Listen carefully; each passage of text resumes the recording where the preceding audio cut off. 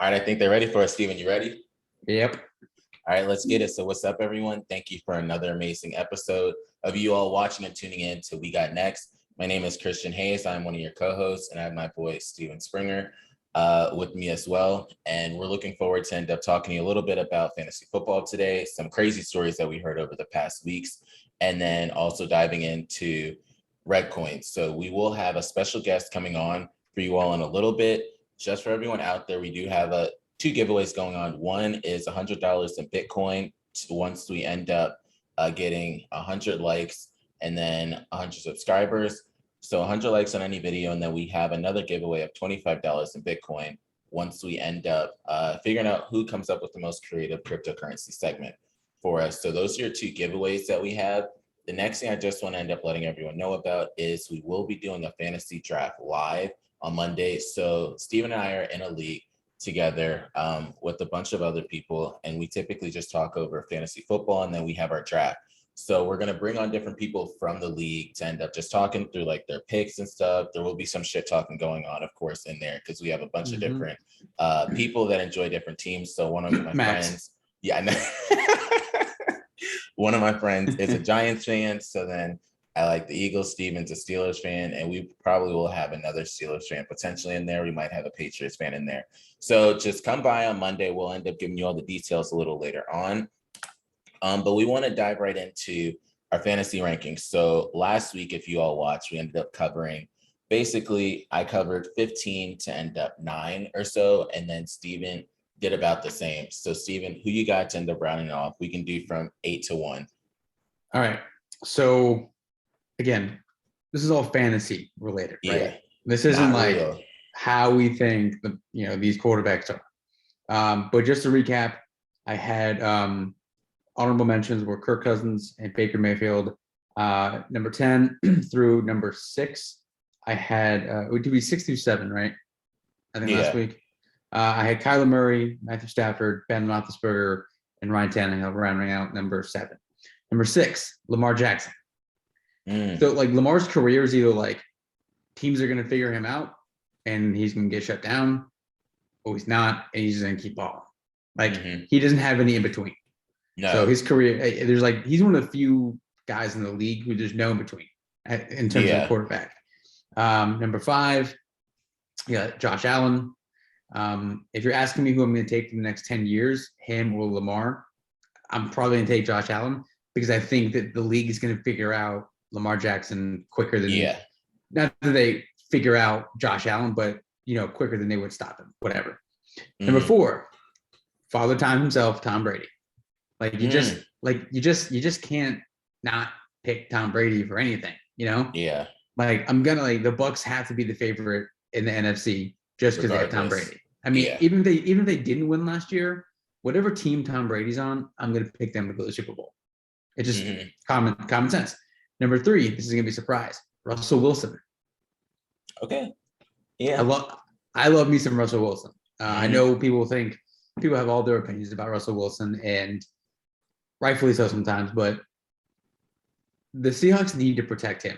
And I know he just seems frustrated. Like he's not one of those guys that's going to speak his mind if he's frustrated. He's still willing to just go out and play the ball, and he got his money and all that. So they have the team around him in terms of weapons and everything. Defense isn't great by any stretch of the imagination, but he has the talent. They just need to protect him. I mean, like, for God's sakes, man, just get him some help. Number 2, traded him. Stop. Number 2, number 1 are, it doesn't really matter. I have number 2. I have Aaron Rodgers. Yeah. Reigning league MVP. We don't really say much about Aaron Rodgers. Number 1, Patrick Mahomes, obvious. Has to be. I think he has the most weapons out of any quarterback other than probably Tom Brady.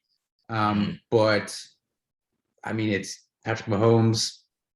It's like the other 4 guys behind him. You don't really need to say much about him. It's Patrick Mahomes. So that's my top 5. I'm gonna stick with that. So what's crazy is, if any of you have paid attention to our previous rankings and stuff, clearly Steven and I weren't on the same page with a lot of it. But listening to you, when you hear mine, we're damn near close with some of them. Not exactly the same. Well, but with the top 5, we have to be. I mean, like the other ones, you just throw Jimmy Lipper in there just to piss me off half the time, and you're just shouting out random guys like you're picking Sunshine Ronnie Bass from Remember the Titans just to fill out your roster. Then you're just pissing me off half the time, and like better than that than to do that, but you still do it every single week. Every week. When did you pick Kyler Murray? What was his place on yours? Number 10. Okay. You didn't. I had Roethlisberger at 8. You didn't even have him on your honorable mentions. You had him. He was look at you. Yeah, look at you looking for him. Look at you. Look at you looking for him. Scroll down your iPad and find it. So I'll touch on my honorable mentions again. So I had Mac Jones, who I said last time that he could be someone that will do very well under Bill Belichick. I had nowhere on here Cam Newton. It was Mac Jones that I brought up. But I will have to say, shout out if anyone watched Shannon Sharp and Skip Bayless, because 5 days ago or so, I was listening to them and they called it that this was going to happen. A lot of people could tell when it became 50-50 of the snaps, but it was one of those that a lot of people started saying, all right, we don't really know. But I kind of knew Cam's time was damn near up. Bro, they're just tired of his shit. They're just tired of his shit. Yeah, so Cam, I was looking at highlights when Cam was back in the Panthers. Cam was nice. I remember he was a part of the team that I had when I was able to go undefeated with like Alvin Kamara and like Leonard Fournette and then Cam Newton. Cam Newton's MVP year was something different. Then Cam grew the hair out and it was over. Bro, he started growing the hair out. He started wearing those stupid hats. Yeah. He started wearing live animals on his body. Yep. And realistically, though, I think his downfall started when he got the shoulder injury. Yes. He had to get surgery. And teams just don't want to deal with his shit. Like that's really, I think that's really it. Like they just don't want to deal with this shit. They just want someone that's not Cam Newton, and that someone is Mac Jones. And Mac Jones looks like he's just gonna do what he needs to do. Yeah, he looks like a New England Patriots quarterback. Yes. So my other honorable mentions outside of Big Ben and Mac Jones, I also had Jameis Winston on there, and who the hell knows what Jameis going to do this year? But Trey Lance was up there too. 15, I had Justin Fields. 14, I had Jalen Hurts. So that's 2 Bama. It's crazy just seeing all the Bama quarterbacks that are now starting in the league, because you have Tua, you have Mac, and then you have Jalen, just to name a few. Probably got John David Booty somewhere out there. John David Booty. That's a name, bro. That's a name. I know. That's crazy. And then 13, Baker. 12, I had Matthew Stafford. 11, I had Deshaun Watson, but I might erase that and now put Tyrod Taylor at the rate Tyrod's been doing down there. And I had 10, Kirk Cousins. 9, Ryan Tannehill. 8, I had Tom Brady. 7, I have Justin Herbert. Just because, so I had Justin Herbert in a lot of leagues last year, and he did pretty damn well, especially also winning Rookie of the Year. 6, we had the same exact person, Lamar Jackson. Oh, wow. Yeah. Wow. And I think that he'll have to do even more this year because he does no J.K. Dobbins. Yep. So Gus Edwards, you're going to have to step up over there too. But then a lot of his, like Rashad Bateman, and then Hollywood Brown, and then Mark Andrews, they're going to the thing about the the Ravens is that they don't have like Hollywood Brown. Like I don't know who their number one receiver is. I think if you look at it, I don't think if you look at the depth chart, I'm sure it's going to say Hollywood Brown is going to be the number one guy. But I mean, is he number one receiver? And now that J.K. Dobbins is out, that puts a lot of pressure on Hollywood Brown, Rashad Bateman, especially Mark Andrews now. Yes. Like it puts a lot of pressure on that team. And they just cut the homie Trace McSorley. So I know. Yeah. Shout out. So number 5, Russell Wilson. He got sacked a shit ton last year. He did. 47 times. What in the hell? 4, I had Kyler Murray. I just feel as though another year with him and Hopkins, and then also you have Fitzgerald and AJ Green, and then whoever the running back is. I think that he'll do very well. Number 3, I have Aaron Rodgers. Now, my top 3 is biased because Steven knows who also I haven't said yet. But 3, I have Aaron Rodgers because he's always going to be good. And then number 2, I had Josh Allen. Josh Allen in this position is more so kind of a bias too because I've seen like Josh Allen progress for a while now, and I've always talked about him, whereas a lot of times Josh Allen for me is like Steven and Saquon Barkley. So that's kind of how it's going to be. I'm always going to preach Josh Allen a lot of the time. They both got their contracts, so it's all good though. And then something else with Josh Allen, he had 4,500 passing yards last year and 37 touchdowns, 8 rushing touchdowns. So if he can continue with that sort of thing, it'll be very good for him. I see him, it's very, very, very premature, but he has the same body style as Big Ben. And they both can handle a lot of those hits. They can handle that cold weather. And it's very good for both of them to end up being that way. Bro, he has a cannon. He throws an absolute Allen has a arm, dart, bro. And like that's been known, but it's crazy to see the progression of a quarterback like who we know can make throws coming out of college. We see all these guys make throws. Trevor Lawrence, for example, I watched their game against the Cowboys on Sunday, and the first drive, I mean, he was like 11 for 12, 170 something yards, touchdown. He had like a crazy passer rating. He threw 2 passes in the first quarter that were like, you couldn't put the ball anywhere else. Anywhere else. And it was perfect. And like, it's just crazy to see like the progression that these quarterbacks make where they're just throwing dimes in college, but those dimes get like progressively better and better. Yeah. Yeah. Then number 1 is Patrick Mahomes. So that was the easy one to end up being. So that's everything from the fantasy football aspect. Just as a reminder, again, even though we mentioned it, we will be having the fantasy football draft live on Monday for anyone out there that wants to end up checking it out. It will be a lot of fun. Steven and I know we're both in a bunch of different leagues and taking care of a lot of different people asking us questions and stuff. If you all have a league out there that you want me or Steven end up being a part of with you all, just hit us up and let us know on Twitter or anywhere. But fantasy rankings are cool and all. And before we get to Reddcoin, there's a crazy story out there, Steven, about some arrest warrants, some high school people, some JUCO people. What's the story? All right. So anybody who follows the high school football landscape, high school recruiting, whatever, I'm one of those people. Or ESPN. IMG Academy in Florida is one of the top programs in the entire country. Not just with football, but that's what they're most known for. They're what we call a powerhouse, and that's all you need to know about them. They produce talent. They go to all the Division I schools. They have guys going everywhere. Penn State has a guy on their roster right now from IMG. But the other party in this story is Bishop Sycamore High School in Columbus, Ohio. Right? I love Columbus. Columbus has a really good spot in my heart. First of all, there is no Bishop Sycamore High School. It's not a real high school. It was an online charter school that kids could attend, an online school. It's not listed on the Ohio High School Athletic Association directory. It's not there, right? And this is kind of just a common knowledge thing. I went to Catholic school, and if there's a bishop, whatever, it's named after a famous bishop or an important bishop within that area's diocese, and for the Catholic school and Catholic church and all that kind of good stuff. There's no Bishop Sycamore in the Columbus diocese for the Catholic school or anything. So like none of this exists, right? They showed a picture of like the physical location that the high school gave. It's an apartment complex in like a rundown apartment complex in Columbus, Ohio.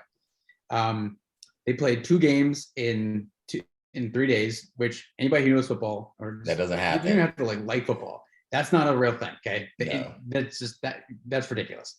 There was a GoFundMe for this high school that was going to try and raise $20,000 because it was a new high school, getting started and everything. They raised $140, called it quits. So they didn't, they got 140 of the $20,000, right?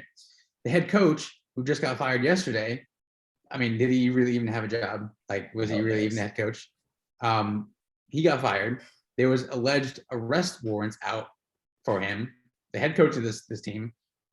And there was a lot of players that had graduated high school already. So they were just grown ass men like us going back and playing high school kids. Like the amount of injuries that can be sustained in that, like against high school kids. And IMG Academy is like, they have some grown ass men on their team that are high school kids. But this is just like, it's a whole other ball game. And I encourage everyone, I don't care if you like football or not, go look the story up. IMG Academy versus Bishop Sycamore High School in football. In the game, to top it all off, the game was on Saturday. The game was on ESPN. Oh, it was horrible. Like it was on, and I was watching the game. I don't know if you watched the game, Christian, but I was watching the game. And like, it didn't like, I've watched a bunch of high school games on ESPN, ESPN2, whatever. And like, I've seen blowouts. Final score of this game is 58-0. Yeah. And like, I'm watching the game, and like, it never dawned on me like, man, that guy looks really old. Or like, like it looked like I was watching what's that movie with Adam Sandler? And he's in prison. He comes up with The Longest Yard. You know what I'm talking about? Yeah, Longest Yard. It looked like the Bishop Sycamore team was a bunch of guys from the Longest Yard who were like 50, 60, maybe, I don't know, like 40 something. This game was on ESPN.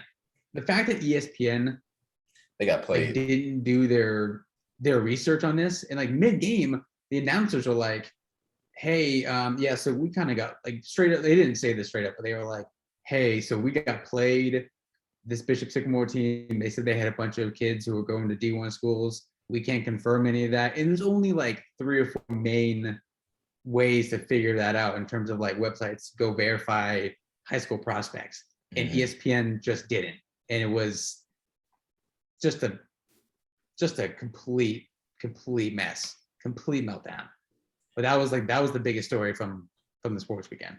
Yeah. So going from the sports world and some things that might be fake, and we'll go into the real world some with the company that continues just to buy up everything in its way. And FTX acquired LedgerX, which is a crypto derivative in America. And what this does is helps a lot of Americans have access now to like futures and stuff, which they say a lot of Americans always want to end up doing, like futures and options trading and things of that nature. So congratulations to FTX. If you all know, FTX is now has the naming rights to the Miami Heat Stadium Arena. So it's FTX Arena. They also will have patches now on the baseball of the umpires. So that's another thing. And then they will be the name of Memorial Stadium for what Cal Berkeley plays. So it'll be FTX Stadium as well. So congratulations to what FTX is doing over there. Got to touch on my boy Jack Dorsey, because it wouldn't be me if I didn't touch on Jack Dorsey again. And he's working. It's going to take a time, but Jack Dorsey's working to end up creating a decentralized exchange. This will probably take a long time, but I think if there's anyone out there that can kind of create that doesn't necessarily come straight from the crypto realm, I think Jack can do some things. He has a lot of the networking tools between having Square, then Twitter, and then of course he's talking about like the Lightning Network. Then he does a lot of work in Africa as well. So congratulations to Jack, what he's doing out there. He's also supporting a lot of small businesses with Square. They're now a bank account for small businesses. So I think that's something that's big, doing things for the people. And who better else to have on the show than another company that's doing a lot of things for the people. And we have Jay, who is the project leader of Reddcoin. So thank you for being here. I appreciate it. How are you doing? I'm doing well. Crazy as usual, but that's pretty much the nature of the space. I think it's funny, just the topics you guys just covered, and the fact that it touches directly on what we're doing. That Bishop Sycamore story, if nothing else, it'll teach you not to take things at face value and to look into things a little more deeply. And I'm certainly going to touch on that in a little bit, but good God, that's needed in this space. What a segue, right? What a segue. Right? I know. Well, if you want a two-pronged one, the funny thing is about Jack Dorsey and the efforts, and I absolutely salute and respect what's going on there, to the extent that I've actually signed up to be involved and help see if I can guide and contribute to some of those efforts. The B Trust effort that's going on in India and Africa, as you mentioned. Wow. The decentralized exchange is a little bit of a separate play that they're doing with Square and some of those other players. But there's something called Blue Sky Community that is an assortment of decentralized tech, fantastic stuff. It's essentially, how do we build an alternative to the terribleness that Twitter and Facebook and those companies really have become. And shockingly, it's coming from the folks that gave us that. So yeah, I know. I'm happy to talk about that a bit more, but I think that, you know, synchronicity there is always cool. And yeah, there are some fantastic things happening in this space. And, you know, as I like to tell everybody, you're early. You know, this is still the beginning years, and the work out the bugs and figure out how to use things, let alone invent the technology. So Yeah. welcome to it. Yeah. So before we get into it, Stephen, this is one. So for a lot of people out there, Stephen is still starting to learn more and more about cryptocurrency. And I think everyone out there, whether you're in the sports world, culture world, or even the social world, this is a company and a cryptocurrency that a lot of you all can relate to and understand. And you guys will be able to learn a lot from. So Stephen, you can shoot all the questions you want away with this one. It's a cool concept. I think that was the big thing. And I heard about Reddcoin a while ago, so it's just really cool all that they're doing. But Jay, before we touch on cryptocurrency and Reddcoin, can you tell us a little bit about who you are and what you do for Reddcoin? Sure, absolutely. My name is Jay Lawrence. I'm a longtime techie and I guess technological problem solver. I was originally pre-med and an official Harvard dropout, for what that's worth. Decided medicine wasn't for me and fell into an IT career, increasing responsibility. I've run departments. I've been CIO, CTO for small companies, larger nonprofits, some of the NGOs and non-governmental organizations you guys might know by name, really just doing a lot of different tech, infrastructure, security, networks, things like that. And in 2009, I had been running my own tech consulting company for a number of years and read the white paper on Bitcoin when it came out and was fascinated and a little confused and just really stepped into that space as an extension of the tech and the networking and all of that stuff that I've been involved in. It made sense to me, not just the money side of it, but really the technology side of it. And to me, that's an important distinction because there are two sides to this space. So much press gets applied and discussion gets applied to the money and the financial side of it. And obviously that's a big focus of, you know, our current audience and what's being discussed. But there is that underlying tech side that really brought things together and drives that speculative and the rewards that you can get from that. And I want to take a couple of minutes to speak to that because I think that's kind of important, but in a bit. So I really, you know, fell into the space as it was emerging. I did some Bitcoin mining. I lost some Bitcoin on some virtual servers that got shut down by a friend of mine. Hurts still to this day. No. If you don't have that story or a story like it, you know, can you call yourself a veteran of the space? Exactly. Yeah. But truthfully, I mean, it was a learning experience, and there's been a lot through that journey. And as people like yourselves come into it, you know, you may lose some money investing in something. Maybe it gets hacked, or maybe something happens, or that's a bit of the price you're paying for being so early to the space and the potential kind of risk reward that you're looking at there. But that's a function of playing with the technology. And that's really where I started doing some mining, using my, you know, I had some graphics cards, I had some PCs laying around. I started mining Litecoin and Doge and all kinds of stuff because it was mineable.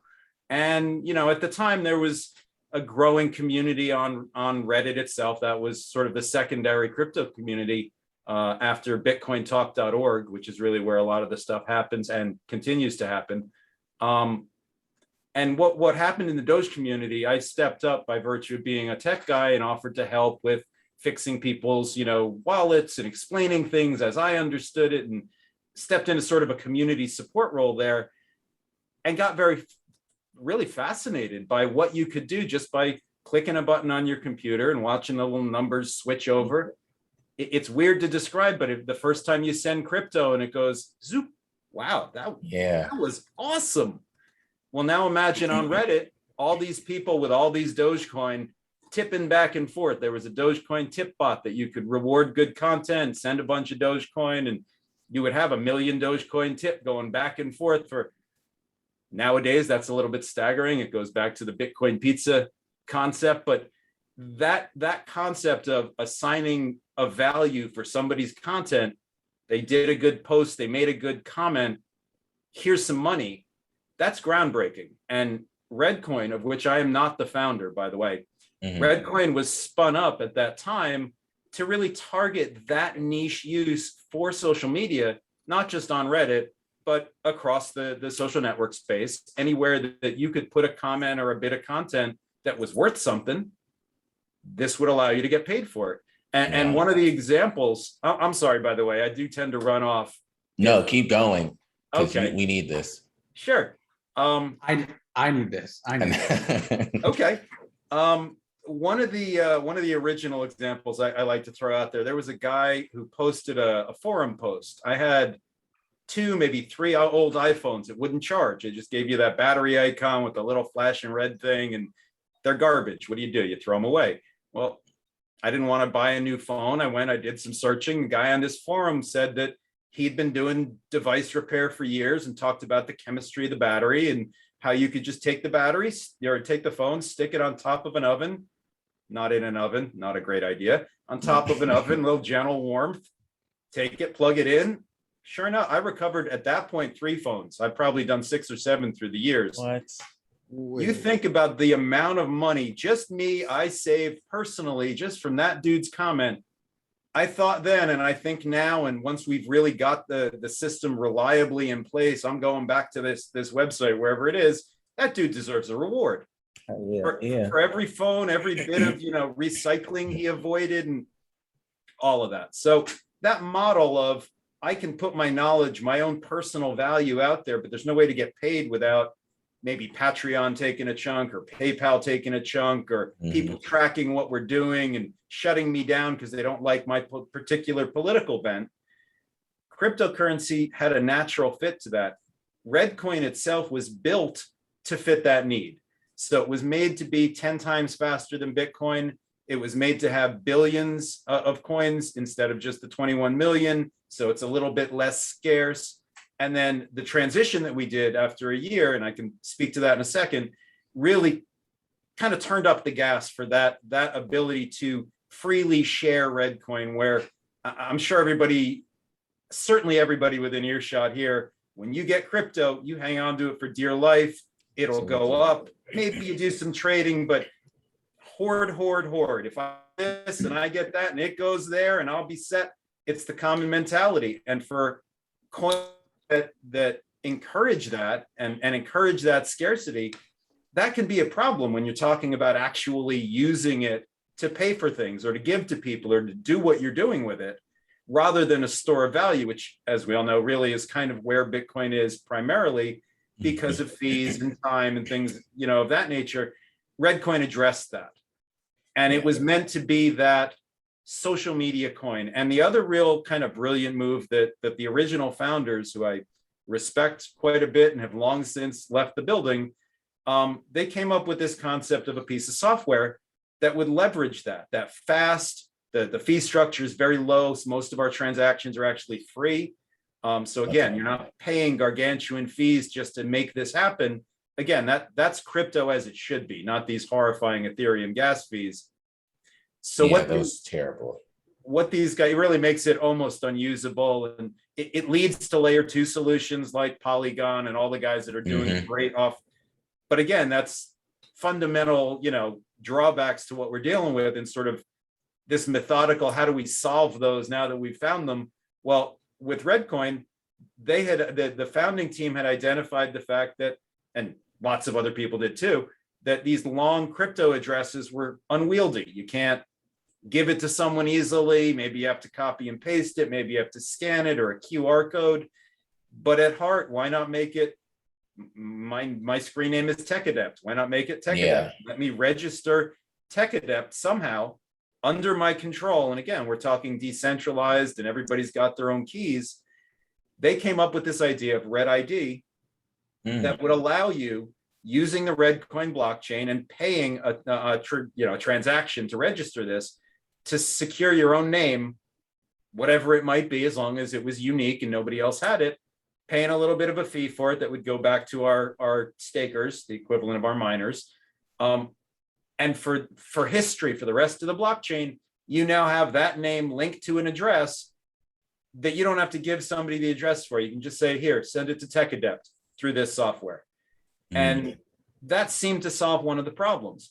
The other couple of problems that tied into this software, and the reason that I was personally kind of excited about Reddcoin as a concept, they said, well, what if we take it a step further and link that name to our social network identities, my Twitter channel, my Facebook account, my wherever I might be around the web.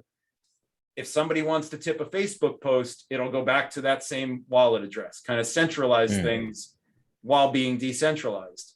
And then the final step of that was, why don't we make it really easy by putting a button on each of those pages? So on Twitter, if you like a particular tweet, you don't even have to look it up. You just hit the button. It says, oh, Tech Adept, that's the address. How much do you want to send? That's cool. That's crypto again, as it should be. The marketing phrase we're just testing out starting today, the coin that really does something. Yeah, I know. I think that's a little bit premature. But bottom line, the guys that founded Reddcoin also established a company, an LTD in the United Kingdom. They did one of the first ICOs, and they raised about $100,000 in dollars, in 2014. That's and really then good. Spent through that money in the first year. Were accused of doing things that they probably shouldn't have, and not speaking to that. Everybody's doing the best they could, as that tends to be in the space. But they essentially decided they didn't want the hassle, so they liquidated everything and said, "We're out. We're done. We've transitioned." And there was an important point that I didn't comment, and that was the transition. Reddcoin was mineable originally. It was a fork of Litecoin. It was mineable. You could mine, just as you would mine Bitcoin. We did transition in 2015 to a stakeable coin. And that really changed the way the network works. And I can certainly go into some detail with that, because staking is obviously very important nowadays as well. But doing that transition was really one of the last steps that the founding team did. And then they sort of abandoned the project. The most junior member of that team, a gentleman named John Nash, decided, all right, you know what? I'm going to keep it going. I'll keep the magic access keys to the code. And, that's always an issue in cryptocurrency. You want trusted people to be working with the project, because otherwise all kinds of things can happen. So John maintained it and tried to bring it forward a little bit, and really had a tough time as a volunteer. I saw the potential in what that product was and what Reddcoin could do and could be. And I stepped up and said, hey, can I help? That was 2016. I had been very involved in a bunch of other projects along the way, a little bit in Reddcoin and doing some mining. I contributed to the forerunner, what led to BitShares and Steam and EOS and that whole family of the Graphene Toolkit. Was originally a crowd fund that they called Angel Shares and Proto Shares. And you could mine Proto Shares and contribute them and get a stake, or you could buy Angel Shares and contribute them and get a stake. And the idea was there was a social contract there. And had that worked out, I would be a very wealthy man. But the other lesson to be learned there is people in this space do occasionally change their minds and change their contracts and change the agreements that they put out there. That's important to know when you're investing in a project and really trusting somebody with your money, that they've got a track record of doing what they've said they're going to do. Yeah. That's part of doing your research and understanding these projects. Certainly, I'll speak to that in a second. Yeah. So touching on what you just said so far, for starters, Stephen, when they use the word OG in the cryptocurrency space, that's Jay. Like all that he just said, that is absolutely Jay. For him to talk about 2009, 2010, that is the beginning. You would question and wonder if Jay was Satoshi Nakamoto at the rate that he just said that all he said. But even before then, when you brought up Harvard, I was looking up information, random stuff. The endowment of Harvard is stupid crazy. Like the amount of money of Harvard's endowment is wild. And I just think about Reddcoin and all these colleges and universities. The fact that if they even put 1% into cryptocurrency, what it could do for everything. It was random, and I thought about Harvard because they have billions of dollars in their endowment. And if the money just went into it, it would just be crazy. But the first thing I did want to touch on, because you brought up staking and mining, because some people don't really understand what staking is, even though it's the better way of a person's bank account and just holding it in there and getting that 0.0001% APY. What is staking? and then also mining? Sure. Well, let me start with mining.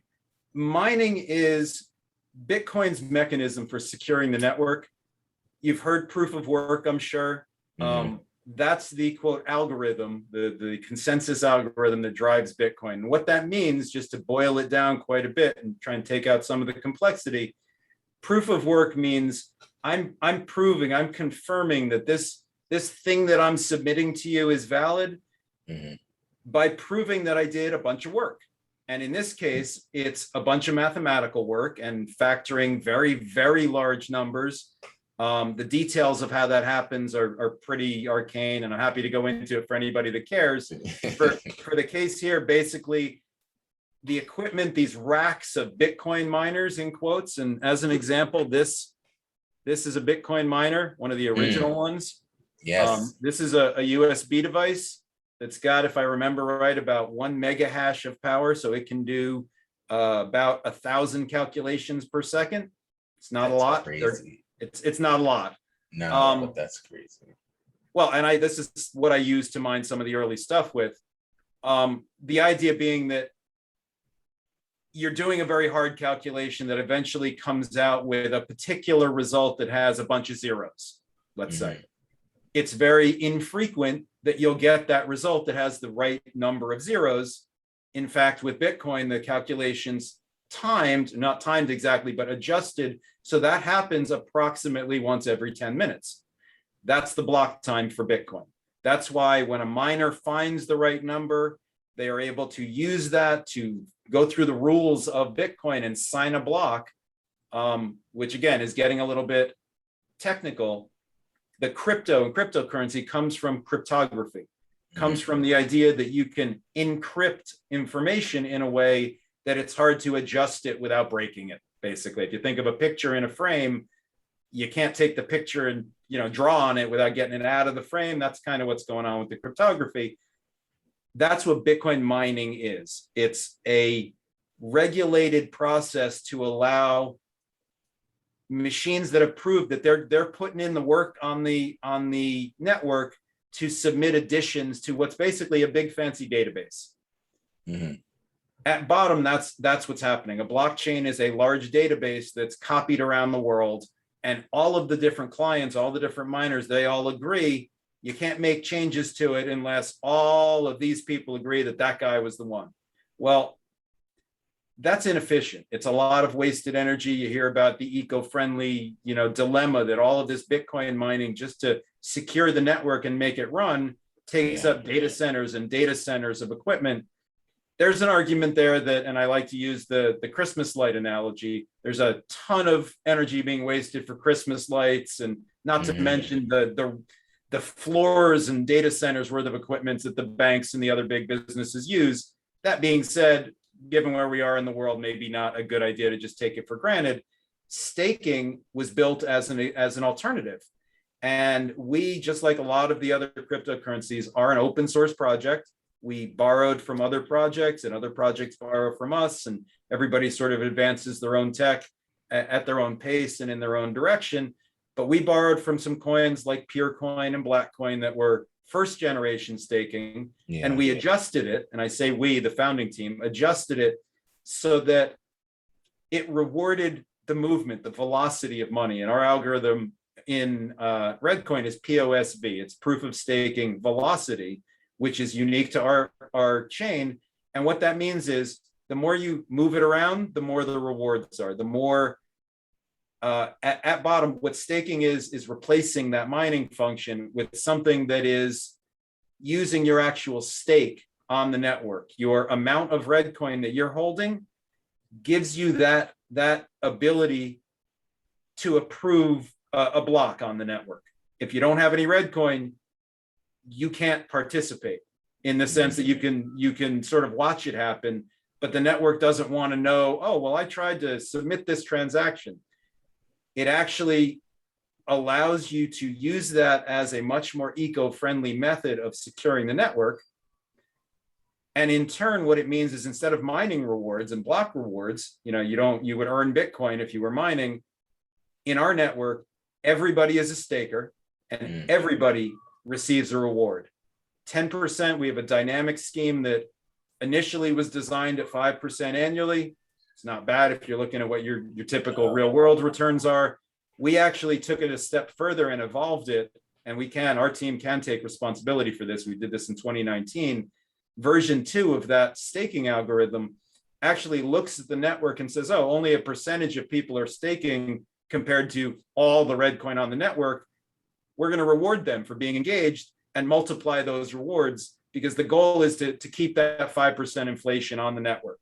If 1/5 of the people holding Reddcoin are staking, maximum it's going to grow is 1%. So what we've done is we looked at that and said, well, that's not fair. People are and this is an incentive to get off the exchanges and into a staking wallet. If you've got a guaranteed at this point 10% return annually, you might beat that with trading, depending how talented you are. You might not, but it's also a material gain in the number of coins that you have. You start with 1,000, you have 1,100 by the end of the year, whatever that value might be. That's, either you can give those away as tips, and that sort of feeds into the whole mentality of what Reddcoin is about, because staking returns coins to everybody, and it does it a bit as a lottery. So there's a sense of uncertainty about when you might get them, but it makes it feel much more fun, much more kind of plentiful, and you can share those and tip for good content without eating into your kind of capital. Mm-hmm. That's made people very happy. The aspect of it being that much of a staking coin. And by the way, staking for us is a core network principle. You can't run Reddcoin without staking. Mm-hmm. In a lot of other projects, especially anything built on Ethereum, staking is an artificial construct that was bolted on for usually financial reasons. There's rewards for locking up coins or rewards but it's very artificial. For us, staking is intrinsic to the network. And the way that we sort of have evolved things, it's been a very rewarding, if you will, experience for the project as well, because in changing that protocol, and we adopted a protocol with 90% supermajority, 90% of our community was on board with this. We were, if not the first, maybe the second project to enable an actual self-funding mechanism, where not only are our users, our redheads, our stakers making these 10% gains, but we're actually taking a small piece of that and putting it into a dev wallet that we can use to drive the project, to pay the server bills, to pay for domain names, all the costs that people typically don't think about. That's what kills projects. All of that, where does the money come from? Let's go get investors. We're a little desperate. Let's take the wrong investors. We played that game for a little while and went and sat with VCs and private money and looked at how do we advance the technology. It's tough to do that without money. And at that point, John and I really were feeding the project everything that we had to make things happen, because it is, really very close to our hearts. Mm-hmm. But doing it as volunteers, and because, I owned a consulting company, so I maintained it that way. John's a consultant as well in a different field. And it became problematic to maintain this project the same way that a lot of other projects sort of failed in that period.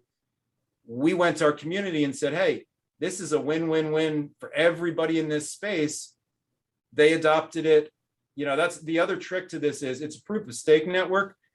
Yeah. We don't actually hold any stake. The team at Reddcoin has no Reddcoin except what is produced by that protocol, which is about 5 million Reddcoin a month. And again, enough to pay the bills, enough to, if we're doing what we're doing to really create value, is enough to be very successful. But that was the sort of social contract that we made with our community. And in tandem with that, what we also committed to doing, and we're very proud of this, we created a restitution fund for folks who are just stepping into the space.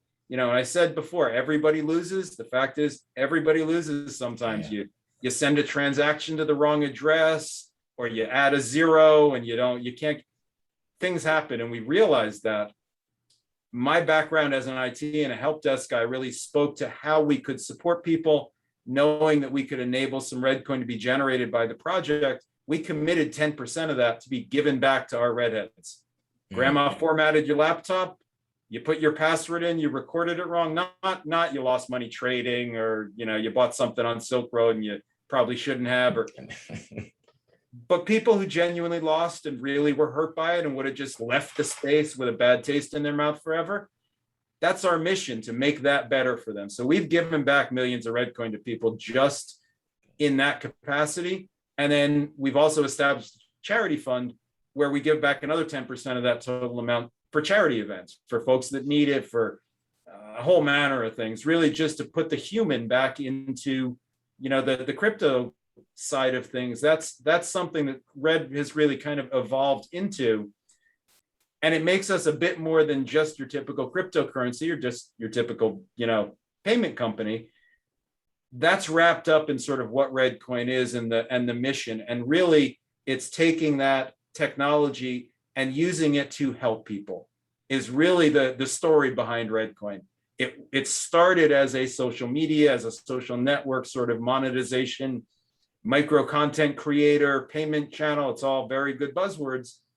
At the end of the day, we embrace the human side of what's going on in crypto. And we've been very successful in doing that because there's nothing like it. If you step into any other project, mostly they don't care. They want your money. They want you to shut up and go away. We're very much not about that. So we did that intentionally as an alternative because there needs to be that in the space. That's the original kind of let me help you out kind of mantra that came from the original crypto ethic. There are projects out there that still stick to that. Redcoin, of course, Potcoin, Digibyte, Verge, a lot of these non-ICO under the radar projects filled with guys like me, guys and girls like me, I should say, just dead set on making a difference in the world with technology and sort of the financial aspect, the currency, the speculation being a secondary part of it. In some cases for us, we've shied away from promoting on that aspect really because we have a utility token status. We have a need, we have a use. Not only the Red ID product that I talked about, but here's another story for you. About a year ago, we had a band named Glowstick Willie come to us and tell us we're fairly popular on Twitch. We've had this struggle that we've tried to solve ourselves for years, and so have our fellow bands. How do we get attention? How do we share where we're playing without paying through the nose for that privilege or paying advertising fees on Facebook and Twitter or horrendous? They said, there's got to be a way to do this. And they said, we came up with a way.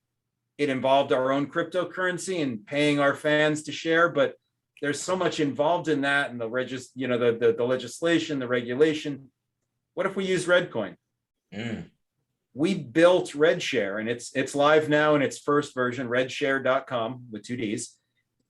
It's purely a self-promotional tool that uses Redcoin to enable you to go find a band that you like, share it to your Facebook, get paid a couple of Redcoin for doing it. End of story.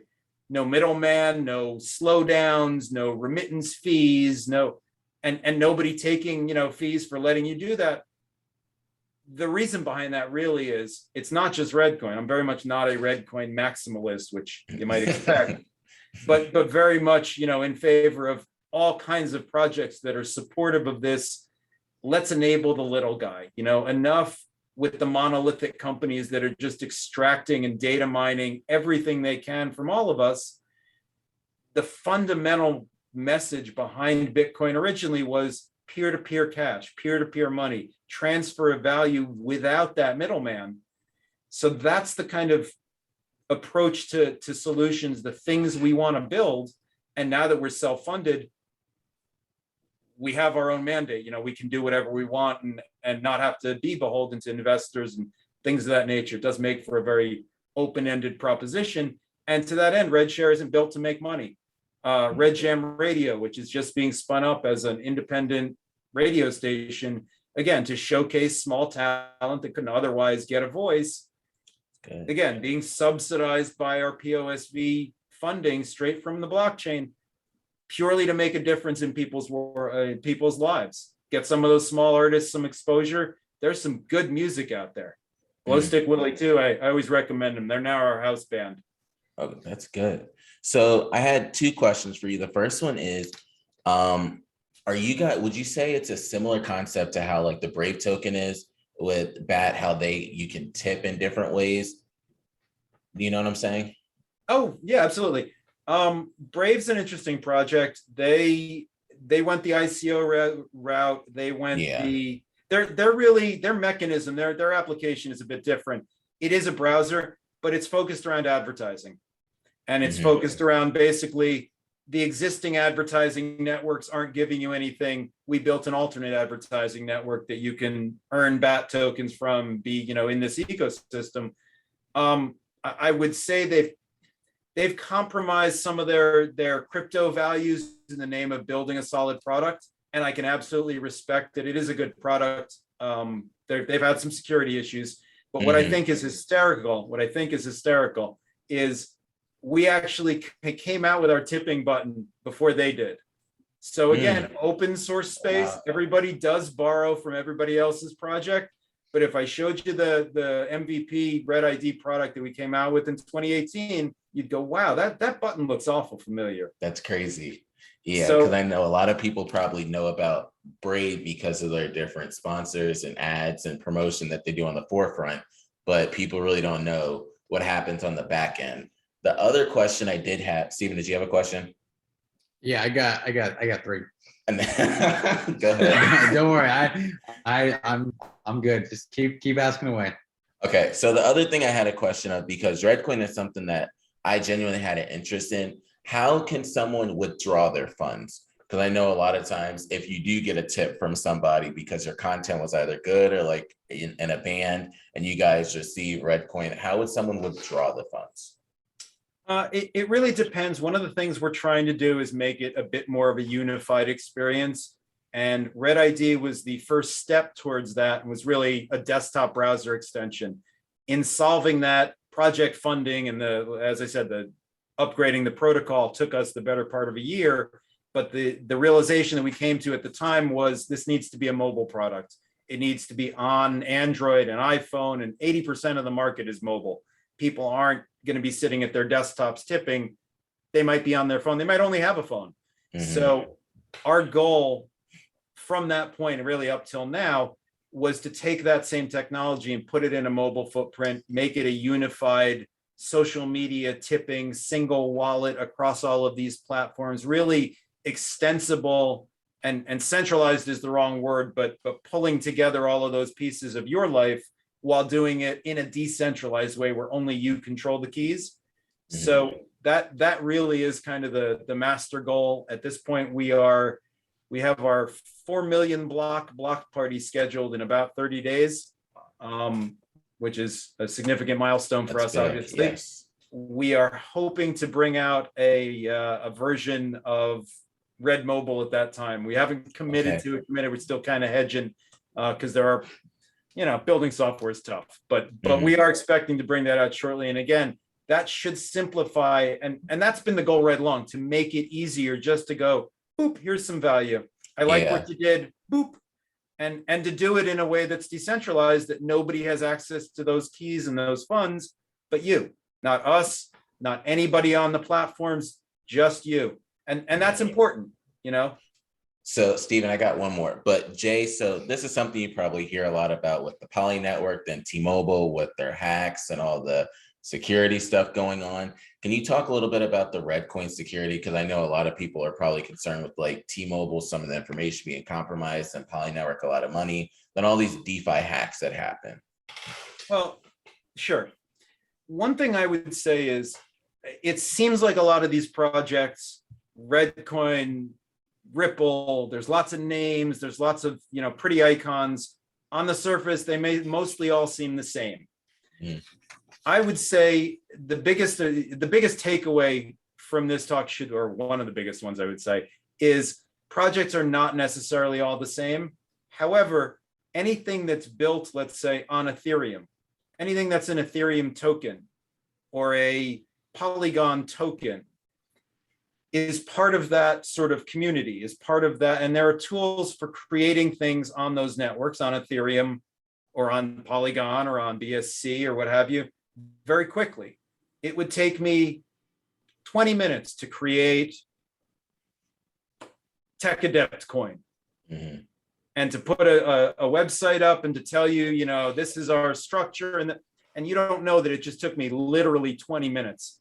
Some of the projects that are out there are that 20-minute version. They're the first page, when things started to be released, ethereum.org is the main page of Ethereum. Everybody would go there to see, what's Ethereum and how to learn, how to use, the first page of ethereum.org is, how do I create a token?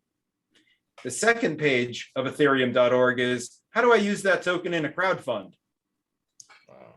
That was partly why we had the fun of, I think it was 2017, 2018, of everyone and their brother coming up with an ICO and a token and a project and an idea. And so many of I'm going to get back to your security question, by the way. So many of those projects are literally that. Here's my token, here's an idea, give me money so I can build it. Yes. Many of them are poorly crafted because it's a smart contract on Ethereum. Those are the ones that are going to get continually hacked. Ethereum programming, Solidity programming, which is the language you use to create Ethereum things, it's tricky, it's complicated, and there may always be somebody smarter around the corner going, oh, well, I studied it better and I found out how to exploit this. When you hear contracts being exploited or contracts being looted, that's what's happening. Somebody found a loophole in the logic that drives whatever that is. Unless you do all the vetting in the world and all the auditing, and there may always be those holes. So fundamentally, until they begin to address that, that's a problem with all of these DeFi projects and a lot of the big name and big marketing budget, and that's why the names with those projects. Now, I would say the flip side of that is not just somebody like Reddcoin, but we have a sister project, Digibyte. We run our own blockchains. Reddcoin was launched on its own chain with its own protocol, its own clients, its own wallets. That makes it more difficult. And the reason that it might be hard to go say, where do I buy Bitcoin? Where do I buy Reddcoin? And how do I store it? And that's been a challenge for us as a team, because we can't just use all the Ethereum wallets that people have built or all the Polygon wallets that have been built, because we're not compatible, where all of those tokens have a ready-made, go in any wallet, go in well-known wallets. It's just another Ethereum token. So again, the more you dig into what these projects are, and are they spending money on marketing? Are they spending money on development? There's fundamental differences in tokens and coins. And coins typically are on their own blockchain, like Reddcoin, have their own security, have their own algorithms, have their own either miners or stakers or masternodes or whatever it is that they've come up with to provide that security mechanism. Now, stepping back to Reddcoin specifically, because I always like to toot our own horn, we when we were a mineable, not stakeable, when we were a mineable coin, we were subject to a 51% attack.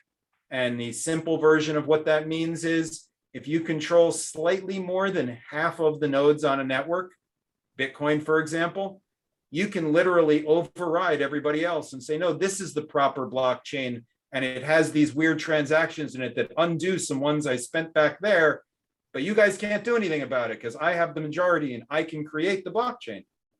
That's a 51% attack.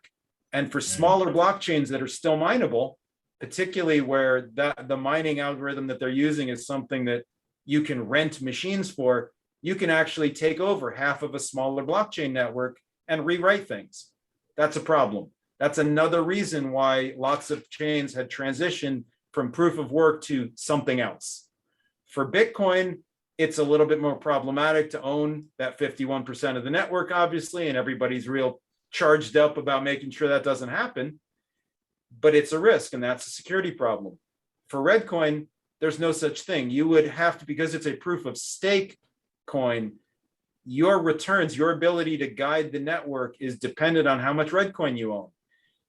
If you wanted to divert the network and change the blockchain that way, that sort of security attack, you would have to own 15 billion Reddcoin, which at that point, you're pretty unlikely to want to crash the network and destroy whatever value the half, $50 million you, or whatever you made the price go to when you bought up all the Reddcoin available. So in essence, we are, in quotes, invulnerable to that sort of 51% attack. Further, we also follow the Bitcoin code base.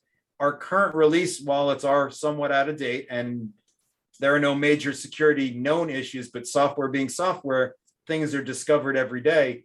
The reason that Bitcoin has continued to evolve their core software is to add features and enhance things and move, the actual abilities of the blockchain along. Because we're a fork of Bitcoin, we can basically take their code, do some fiddling, change the algorithm, change a bit of the rules, and use the work that Bitcoin and those developers have put in.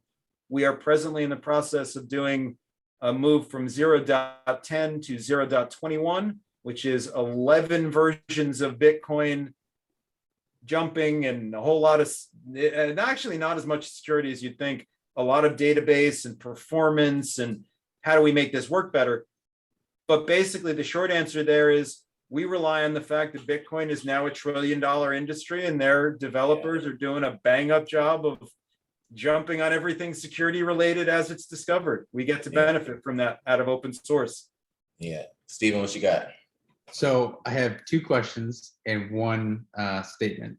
The statement is you have an incredible amount of knowledge. Yes. It's unbelievable. Like you're so smooth with everything. It's fascinating how much knowledge you have. So that's good for you. Thank you. My two questions are, the one question I ask everybody is, especially for someone like yourself, this question, I expect a very thorough answer with this one. Sure.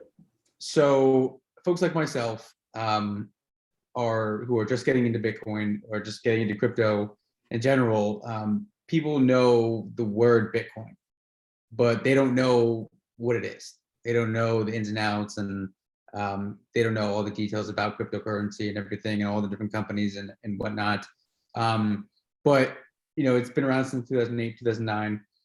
But it seems like more recently, it's becoming more of a talking point amongst just people in general.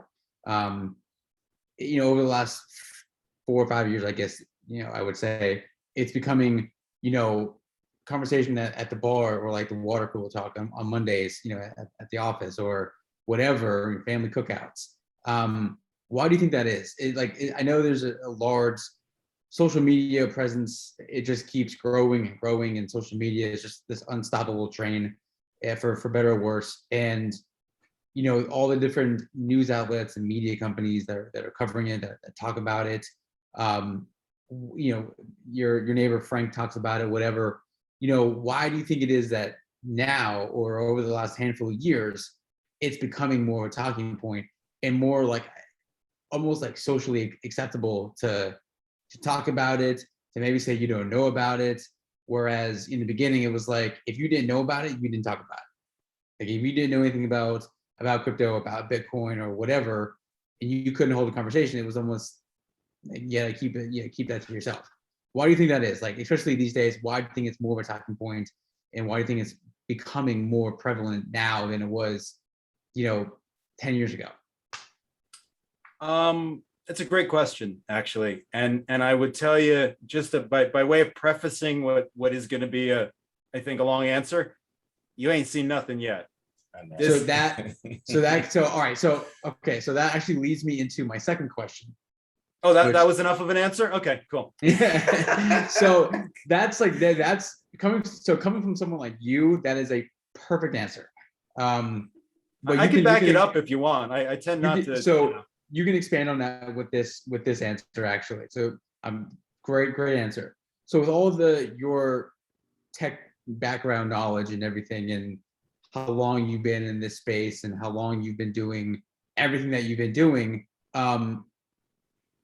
let's just say like cryptocurrency it's loading, right? It's we're not quite yet to 100% yet, obviously. Where do you think things are in terms of like how much we've seen of the cryptocurrency world? Is it like, if you can give me like a percentage, like, the loading bar is 100%. Are we 20%, 60%, 65%? Where are we? And then if you want to go back and answer the first question with this answer, you can do so. Okay. I'll take the second one first. I think, in my best estimate, if I had to guess, and this is a little bit colored by the fact that I am old enough to have lived and worked through the internet boom in the 90s. we are at the earliest stages. We're not at the first years, the first couple of years, and honestly, that was an adventure. This is an established but young industry. There's no question anymore, is it going to be something? It's more a question, what is it going to be? How big is it going to be? And it really is a function of it almost getting back to the first question that you asked. Why are you starting to? Let me answer that one. We're probably at about 5% on that loading gauge, where if 5%. And I can tell you that because 80% of the world has never even heard the word Bitcoin. Yeah. If they have, 80% of those people don't know what it is besides something that went from dollar value A to dollar value B. And that's okay, because there's a parallel. The early days of the internet, when folks were just out there building websites, and you would see on a billboard, HTTPS : look like graffiti.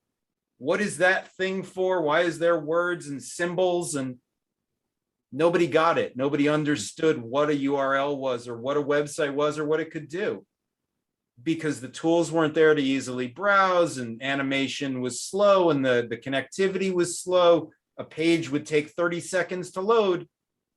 What kind of website is that? I mean, there was an evolution, and now we're at this point where not only can you send an email way easier than I could sitting in the basement at Harvard with a VAX server typing on a command line, you push a button and speak to your phone. That's light years beyond that first, how do I send an email? Same thing with where we are now. It's great to say, if you control your keys, you control your Bitcoin, right up until somebody goes, oh, I deleted my key. Now what? Yeah. Because the tools for managing that, which is critically important when you're talking about money, they're not there. So that's a great, for someone like myself, you comparing it to the internet boom and like computers and everything like that, that's a perfect way to describe it, because like that's where I'm at. Like Christian and I talk about this, probably not as much as we should, but we do talk about crypto, and I listen to what you guys are saying, and I think it's more so a lot of people now are caring about it because they don't have to per se, but since it's like trending in that direction where they're going to have to, they want to, they should care about it.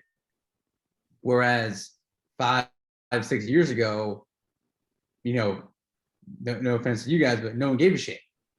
So that's kind of where things were. But now people care about it enough to have these conversations, to go back and forth, to talk to your neighbor Frank, and just to keep the ball rolling in that positive direction. So it just keeps picking up more and more momentum, and it becomes more and more of a talking point. There's a piece that we haven't spoken about, and I definitely wanted to bring up because it relates to that first question that you asked. Why are you hearing more people talking about it? Why is it becoming more prevalent if it's so early? And there really is a buzz about it across the board in social media and Twitter, on the news. On my personal opinion, colored by a bunch of years in the space, not only is it radical and new and cool, but there's value behind it. It means something. You can like and follow and retweet and all day, every day, and it leaves you feeling just the same. It's a little bit of chasing that dopamine rush. It's a little bit of reward when somebody follows you or likes you or whatever it is. Crypto, and specifically Reddcoin, but crypto across the board, makes that into something you can feel, something you can spend, something you can do something with. And then beyond that enablement of send money from point A to point B all on my own, just by using this software that's free for me to get, all of a sudden that's empowering. Not only could I start doing things as an individual that I couldn't do before crypto was a thing, but if I get into staking, or I get into DeFi, or I buy into the right offer of a token that goes through all of this opportunity for reward that just didn't exist before, that isn't the stock market, and a lot of the stuff going on with the GameStop and AMC and all of that is echoed in our space for sure. There is manipulation galore. I mean, if you don't think so, if you don't see it, look carefully.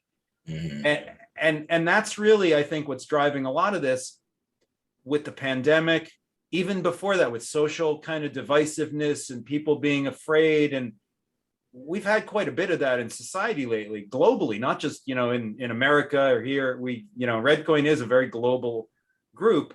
We see a lot of that. And I've seen that throughout the years. I've been sitting in this seat at Redcoin for the last 4 or 5 years. But even before that, seeing that the reason crypto emerged was the financial crash in the early 2000s was a reaction to that. How do we enable these things? And what people have done, I know I'm skipping around a little bit, what people have done is seized on that and said, that's an option for me. Forget working from home for some guy that's going to pay me $12 an hour. I can do X, Y, and Z and get paid in something that I can just sell on Coinbase and put in my bank account. That wasn't a thing a decade ago. It was, here's your PayPal. Oh, and there's 25% and PayPal won't let me take it out. And it's a lot of that. It's enabling without the constraints of all of these companies that are really just, you guys know, every dealing you have with one of these big companies, they want a fee or a little piece or something complicated. We're building systems to replace that because it's enough, it's enough. And that, I think, really speaks to a societal need that's out there for not just that change on a personal level. Certainly, how do I earn a living if I can't get to work, if I can't do this, if I can't do that? And people are doing everything from, I have a podcast, pay me in crypto for my knowledge, to actually coding and getting paid in crypto to, most of the business that I and most of my friends do is in crypto. We don't touch fiat that much. Not a lot of investing. It really is using. That's really the drive that people are feeling. It's not just, hey, I can make a bunch of money, but I have the ability to do X, Y, and Z either while I'm making money or even, again, I'm downplaying the trading aspect because that's my own nature and the project. But the returns, if you're a decent hand at trading, or you do the research and you buy long-term holds, which really at this point is the smart money, you make a killing. That's an option. That's an enable. That's an escape from all of the garbage people have to deal with on a daily basis. Again, didn't exist before. And until it gets legislated out of existence by our darling Congress, it's a new and exciting thing that I think people are taking and either just jumping into that role of, I can make money and be happy doing that. And then there are a ton of guys, again, far smarter than I am, far more capable than I am, building the future, a lot of the stuff in DeFi I sit and I look at and my head spins. I can't even imagine, what some of you guys go through. But that being said, it really is, it's that I, as a person, we as society, even as a smaller group, and the team sports mentality really plays in crypto as well, even though I fought a bit against it myself. That's why you get a lot of the competition there, which doesn't necessarily, lead to great things, but leads to very coherent and excited and dynamic communities, sometimes focused on the wrong thing. But again, a sense of belonging. That's a big part of what's going on here is people are isolated and scared, and COVID and politics and war and famine. And, I got some friends online and they believe the same things that I do because we found this technology, and there's a lot of kindred spirit stuff going on with that, as well as people move past the, I can't get to my minimum wage job. What do I do? We've got people around the world that are educating themselves with free courses and becoming coders, becoming skilled online.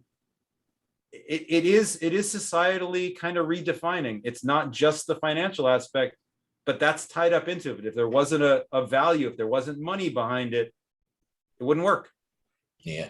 So you brought up a good point. Sorry, Stephen, just real quick. You brought up a really good point talking about the value in cryptocurrency and then the money you can end up making. Because I explained to so many people that are like, why don't you keep money in fiat? I'm like, if you only understood and knew just keeping most of your money or all of it in cryptocurrency, how off you would do, how well off you would do, because you look at the NFT space, even, and when someone says, oh yeah, I just paid 1 Ethereum for Bugs Bunny or whatever, and then people that only use fiat are like, you just spent $3,300 on it, but the value of it when you look at it in terms of cryptocurrency, it's one Ethereum.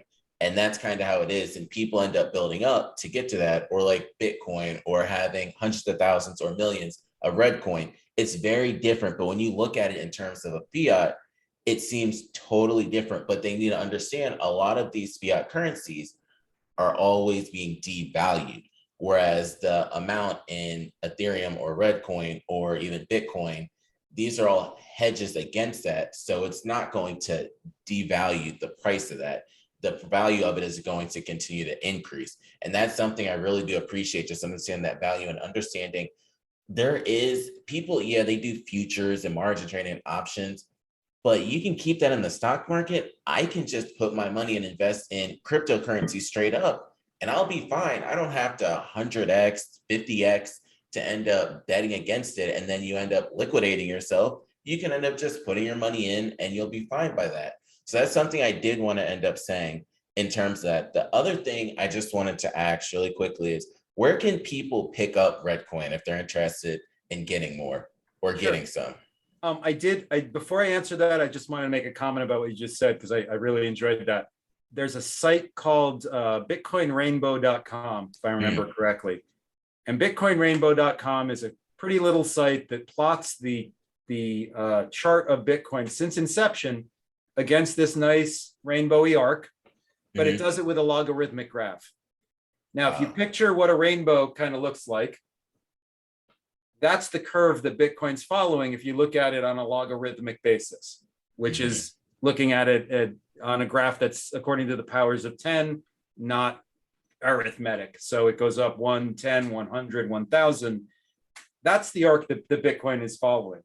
It's not going to go straight up to $1 trillion a coin, clearly. But if you look at that, anybody who's a long-term investor, and again, I don't particularly speak to investors typically, but anybody who's a long-term investor, you can make some money short-term trading and catching those swings and trying to time the market and grabbing falling knives and the whole 9 yards. Or you can, as you just said, a project that's got some value that likely will be around in that longer time frame. And if nothing else, even if their price stays exactly the same, it's denominated in Bitcoin. Bitcoin goes up, the value of your holding goes up. It is a unique scenario. So that being said, Reddcoin is one of the longer standing altcoins, and we've been, I think, delisted from more exchanges or had more go out of business than we presently have. But Bittrex.com is one of the established exchanges. There's some question about whether you can access it from certain places in the US, like New York State. But they are a reliable exchange for the whole 9 yards, from deposit and debit card and actually buying with cash. We are working on quite a bit of connectivity to things like Coinbase and some of the other well-known sort of wallets. A lot of that's a little cost prohibitive, if you will, and also work intensive to get the work in place for that. But I'm hoping within the next 6 months we'll be able to happily announce we're on Coinbase. For the moment, you can buy it at Bittrex. You can buy it at exchange.bitcoin.com. is run actually by the Bitcoin Cash team. A bit more of the colorful history of crypto, but that's an up and coming exchange. And also you can if you just want to swap, you can go to exchange.redcoin.com. We host that through a swap site called InstaSwap, who we've known for years and have had a lot of success with. That's something we're struggling to make a bit more easy for folks to get to it and dispose of it, turn it into cash. That's been a struggle, being someone who didn't hold an ICO and doesn't have a pile of cash to pay for those sort of connectivity. And Visa and Stripe and all of them and Square are happy to talk to you if you have six figures, to park somewhere to do some work. Yeah. So we are getting there, but that also speaks to sort of where we are in the space. And we're also relatively lucky. We've been well supported by our community. They've really adopted what we've done and driven it forward. Some of the other projects that hail from that same time, Potcoin, for example, who we're very close to, again, is still functional and still moving things forward and trying to time their emergence with the emerging cannabis space and legalization that's, if not national here in the US, potentially global. That seems to be the way things are going. Again, that's another one of these long-standing cryptos that has a use case and things haven't quite lined up for it to. That's sort of the general direction we see the space going in. And back to what you said, what you asked before about security, that's a constant evolution too, as we move things forward too. So as it also gets easier to use, I think by the time we hit 15-20% on the population needle and people are really starting to embrace it and use it, and maybe Facebook has come out with their version of an in-house crypto, and PayPal's doing all the PayPal things, and you'll really start to see an acceleration. You just have to remember how many people there are in the world, and Yes. all the different communities and how they're going to use it. Yeah. So my other thing that I wanted to bring it up, because this is something that when everyone gets to listen and play it back, they will hear so many gems that were dropped, so much knowledge that was dropped. How can people stay in touch with you and the team if they want to continue to talk to you all or just stay updated on what Reddcoin's doing? I would welcome you guys to do that. I said a lot, guys and girls. I'm sorry. I'm an old-fashioned guy. Reddcoin.com is the main website with bunches of information about Reddcoin. Red.love is with 2 Ds is our companion social movement website. My contact info is all over that, as well as feedback forms and things like that. You're welcome to email me directly if you feel up to it. Tech Adept at redcoin.com. TECHADEPT at REDDCOIN.com. You want to find me on LinkedIn? I'm there as well. Jay Lawrence, Tech Adept, search, find me. I'm very open to connecting with people. One of the things that I've really enjoyed about being in this space, just the breadth of people. And again, you don't, just to interrupt myself, you don't have to be technical. If you wanted to be part of a project, Reddcoin, any other project, you don't have to be a hardcore developer, no social skills, working in the basement. It takes all kinds, PR people, marketing people, creative people, writers, social media publishers, tech people to answer the questions, not even do the code. I mean, just every function you can think of in a company, every single one of these projects needs it. And as much as we pride ourselves at Reddcoin in not being a company, in quotes, more of sort of a hierarchical swarm, it is very much an open community. Our project, as well as others, you want to reach out if you're curious about anything you heard today, you want to get involved, do some work. We are volunteers. There are other places, around crypto that are hiring for actual money. Takes all kinds. I would encourage anybody that wants to reach out. And the other thing is, join our Telegram if you want to collect a bit of Reddcoin. We give it out freely and happily, and we've got a bot there that makes tipping very easy. We rain to all the people who participate, because that's what crypto really should be.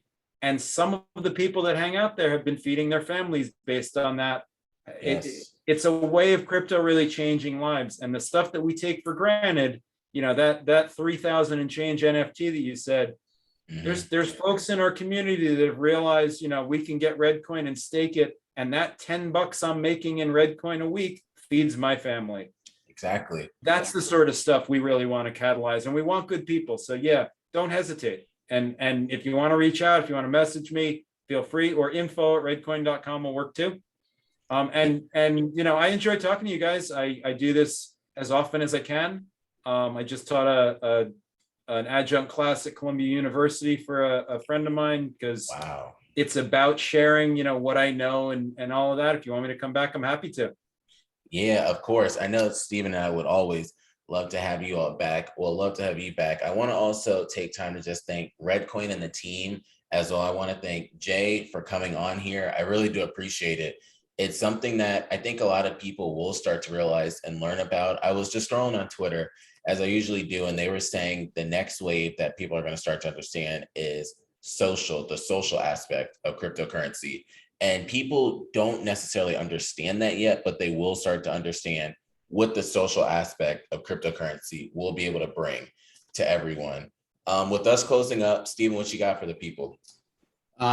Be sure to tune in this week, Thursday, maybe Friday. I'm going to be putting out the Penn State Quick Slants. Penn State plays Wisconsin this coming Saturday at noon on Fox. So be sure to tune in.